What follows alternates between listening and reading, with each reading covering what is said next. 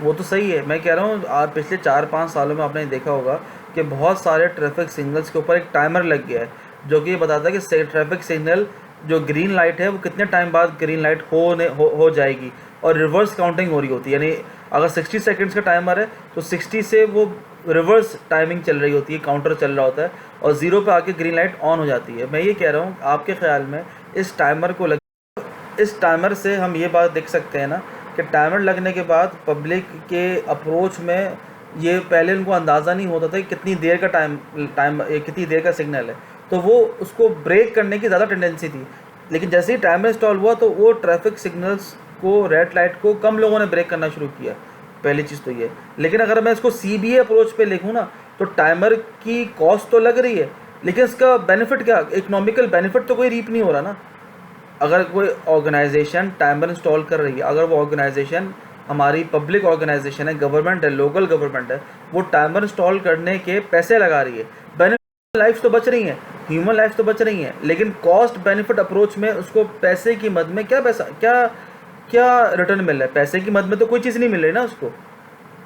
नहीं, बाज़ औक़ात वो कॉस्ट वो पर्सन खुद बेयर कर रहा होता है, जिसका अल्लाह ना करे गॉड फॉरबिड एक्सीडेंट हो जाता है, यानी किसी प्राइवेट हॉस्पिटल में जाएगा वो, उसकी गाड़ी अगर इंश्योर्ड है तो उसके भी पैसे वो इंश्योरेंस के भर रहा है खुद अपनी जेब से। Is it clear? और अगर कोई केस हो जाता है, पुलिस केस बनता है, तो पुलिस केस में भी वो अपना टाइम लगा के जाएगा ना, गवर्नमेंट तो नहीं आएगी ना। वो दोनों, जिसके वजह से एक्सीडेंट हुआ है और जिसका एक्सीडेंट हुआ है, ये लोग पेश होंगे ना अदालत के अंदर। हाँ, इसके अलावा उनकी जेब से ही टाइम लग रहा है ना, उनकी जेब से ही पैसा लग रहा है। गवर्नमेंट तो कुछ नहीं कमा रही ना, गवर्नमेंट तो उल्टा यहाँ पर, अगर आप कहते भी हैं तो गवर्नमेंट उल्टा यहाँ पर और पैसे लगा रही है। अगर किसी का एक्सीडेंट होता है और वो केस अदालत में जाता है, तो गवर्नमेंट उस अदालत के अंदर केस सुनने के पैसे लगा तो रही है, तो गवर्नमेंट तो मज़ीद पैसे लगा रही है ना, उसको प्रॉफिट तो अर्न नहीं हो रहा ना कोई पैसों की मदद। पहली बात तो ये बेटा मिसाल, हाईवेज़ पे सिग्नल्स नहीं होते, पहली चीज़ तो ये।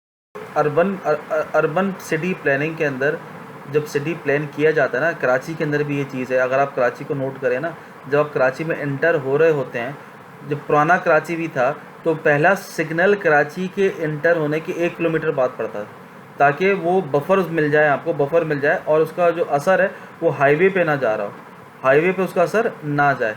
ये चीज़ प्लानिंग के अंदर रखनी पड़ती है। लेकिन अगर चले इतना हो जाता है कि हाँ हाईवे पे असर चला जाए, वो एक बहुत एक्सट्रीम कंडीशन पे हाईवे पे असर जाता है।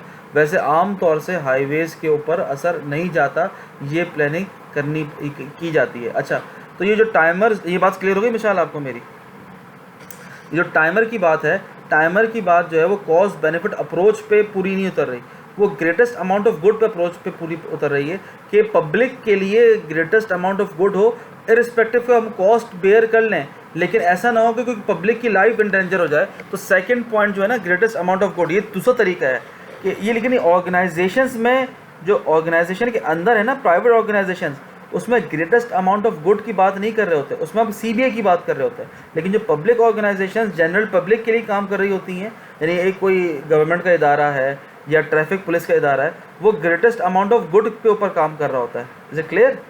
वो किस पे काम कर रहा होता है बेटा? ताकि ज़्यादा से ज़्यादा लोगों के लिए यूटिलिटी मैक्सिमाइज हो। तो टाइमर लगाने का मकसद यही था कि लोगों के अंदर प्रॉब्लम्स ना क्रिएट हो, सिग्नल्स के ऊपर जैम ना हो, सिग्नल्स के ऊपर एक्सीडेंट्स कम से कम हो, और ज़्यादा से ज़्यादा लोगों को उन एक्सीडेंट से बचाया जाए। ये वजह थी टाइमर लगाने की सिग्नल्स के ऊपर।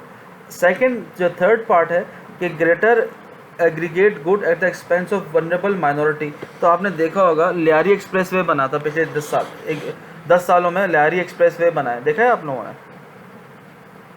अच्छा, जब लियारी एक्सप्रेस वे बन रहा था तो उसके रास्ते में बहुत सारे रेजिडेंशियल एरियाज़ भी आए थे।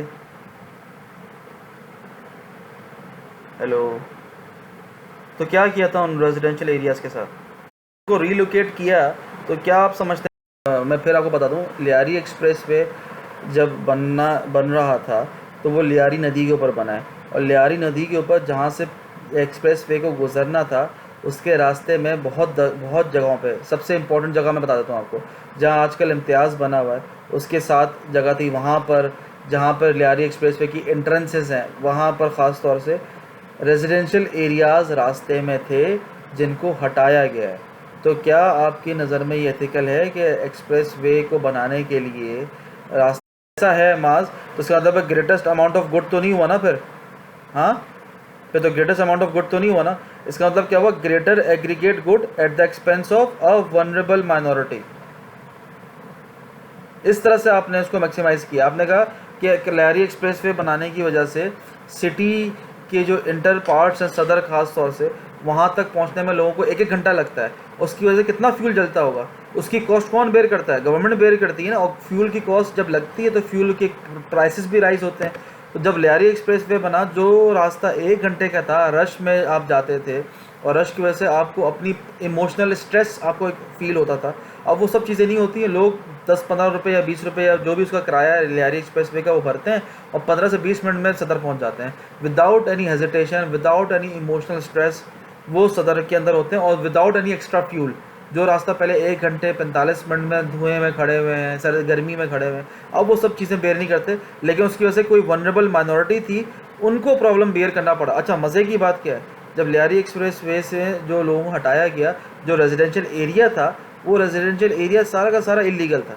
वो लीगल लैंड पे था ही नहीं, वहाँ पर रेजिडेंशियल एरिया बनना ही नहीं था, लेकिन लोगों ने बना लिया था इलीगली।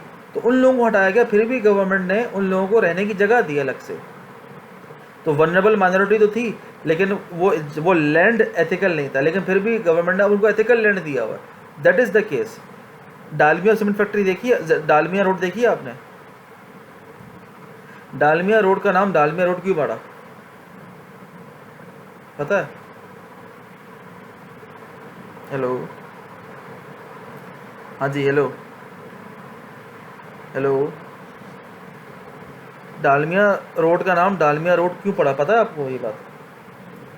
अच्छा, वहाँ पर डालमिया सीमेंट फैक्ट्री थी। 1960s की बात है, जब कराची आबाद होना शुरू हुआ था और उस वक्त कैपिटल के तौर पे जाना जाता था कराची। 50s के अंदर की बात ख़ास तौर से है। तो डालमिया सीमेंट फैक्ट्री वहाँ मौजूद थी, जो कराची के से बाहर समझा, जैसे नूरियाबाद है ना, आजकल नूरियाबाद में एक सीमेंट फैक्ट्री लगी हुई है, इसी तरह से वो कराची का बाहर का एरिया समझा जाता था डालमिया सीमेंट फैक्ट्री वाला एरिया। वहाँ पर कराची के वहाँ पर एरिया में आबादी नहीं थी, और जहाँ पर सीमेंट फैक्ट्री लगती है ना, वहाँ पर आबादी नहीं होती। वजह उसकी ये है कि आप कुछ भी कर लें, सीमेंट फैक्ट्री से बारीक बारीक ज़र्रात हवा में जाते हैं डस्ट के तौर पे, और चूंकि वो रेत के नहीं होते, वो सीमेंट के जो केमिकल्स हैं उनके होते हैं, तो लोगों को सांसों की बीमारी होना शुरू हो जाती है, अस्थमा की बीमारी होना शुरू हो जाती है।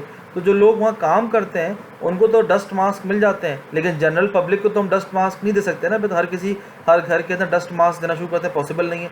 इसलिए सीमेंट फैक्ट्रीज आबादी से बहुत दूर रखनी पड़ती हैं, ताकि आबादी को नुकसान ना हो सके, आबादी को इशू ना हो सके। लेकिन आगे आने वाले वक्तों में कराची फैलना शुरू हुआ। अब कराची के फैलाव को रोकें, अगर रोकेंगे तो डालमिया सीमेंट फैक्ट्री वहाँ रहेगी।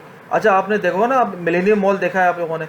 मिलेनियम मॉल के बाद वहाँ पर आता है ये शादी किला, वो शादी लॉन बने हुए आते हैं, वो ड्राइव इन शादी लॉन। जो ड्राइव इन शादी लॉन है ना, वहाँ पर पार्किंग हुआ करती थी इसकी सीमेंट फैक्ट्री की। उसके बाद सोसाइटी थी, और उसके पीछे जाके वहाँ पे आबादी के साथ, जहाँ पर वहाँ पर सीमेंट फैक्ट्री थी, वहाँ पर डालमिया सीमेंट फैक्ट्री, काफ़ी बड़ी सीमेंट फैक्ट्री थी। तो अगर कराची के आबादी को इस तरफ आने से रोकते और सीमेंट फैक्ट्री को लगे रहने देते, तो कितना बड़ा प्रॉब्लम आता। एयरपोर्ट भी वहीं पर है, एयरपोर्ट वहाँ बनाया उन्होंने। तो अगर सीमेंट फैक्ट्री को उठा के कराची को आबाद किया, एयरपोर्ट बनाया, तो कितनी ज़्यादा इकोनॉमिक एक्टिविटीज़ की, ज़्यादा लोगों को बेनिफिट हुआ। लेकिन कुछ लोगों को प्रॉब्लम्स आई, कुछ लोगों की जॉब्स चली गई, लेकिन वो जॉब्स दूर हो गई ना, शहर से मज़ीद दूर हो गई। प्रॉब्लम तो ये हुआ, लेकिन ज़्यादा लोगों को फ़ायदा हुआ, जो कि कराची की आबादी बढ़ी, इकोनॉमिक एक्टिविटीज़ बढ़ी, एयरपोर्ट वहाँ बना।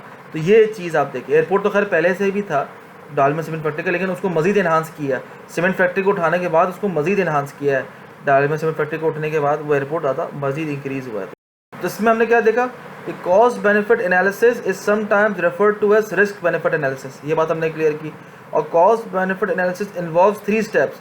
असेस द अवेलेबल ऑप्शंस, यानी रिसोर्सेज को असेस करें, उनकी कॉस्ट असेस करें, किसमें, पैसों की मद में, मॉनेटरी टर्म्स के अंदर, उनके बेनिफिट्स को असेस करें, और फिर हर ऑप्शन को एक दूसरे के अगेंस्ट में इवेल्युएट करें, और फिर डिसीजन लें।